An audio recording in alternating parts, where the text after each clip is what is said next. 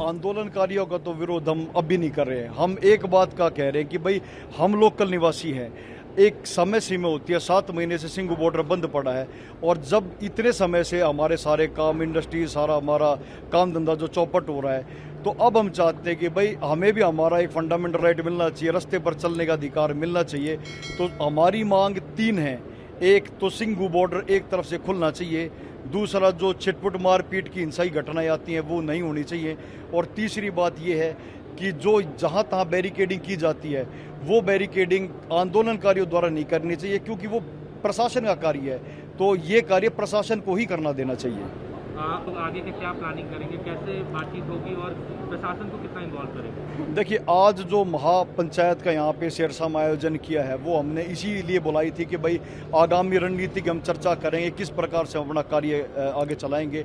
अब यहाँ हमारे पास दिल्ली के 12 गांव और हरियाणा के 17 गाँव के आज यहाँ महापंचायत यहाँ पे आयोजन जो इसका किया जा रहा है। और अब इसके बाद हम ये करेंगे कि सबसे पहले हम केंद्र सरकार, प्रदेश सरकार से मिलेंगे, हम अपनी बात रखेंगे।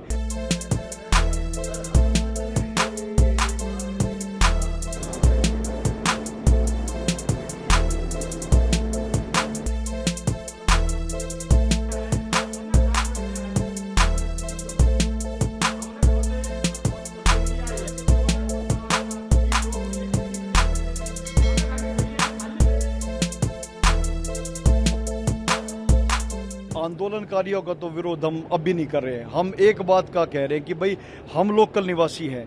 एक समय सीमा होती है, 7 महीने से सिंघू बॉर्डर बंद पड़ा है और जब इतने समय से हमारे सारे काम, इंडस्ट्री, सारा हमारा काम धंधा जो चौपट हो रहा है, तो अब हम चाहते हैं कि भाई हमें भी हमारा एक फंडामेंटल राइट मिलना चाहिए, रास्ते पर चलने का अधिकार मिलना चाहिए। तो हमारी मांग 3 है।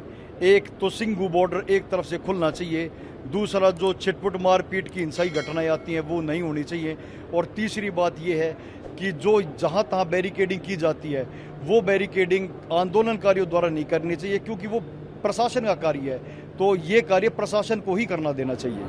आप आगे के क्या प्लानिंग करेंगे, कैसे बातचीत होगी और प्रशासन को कितना इन्वॉल्व करेंगे? देखिए, आज जो महापंचायत का यहाँ पे शेरशाह में आयोजन किया है वो हमने इसीलिए बुलाई थी कि भाई आगामी रणनीति की हम चर्चा करेंगे, किस प्रकार से हम अपना कार्य आगे चलाएंगे।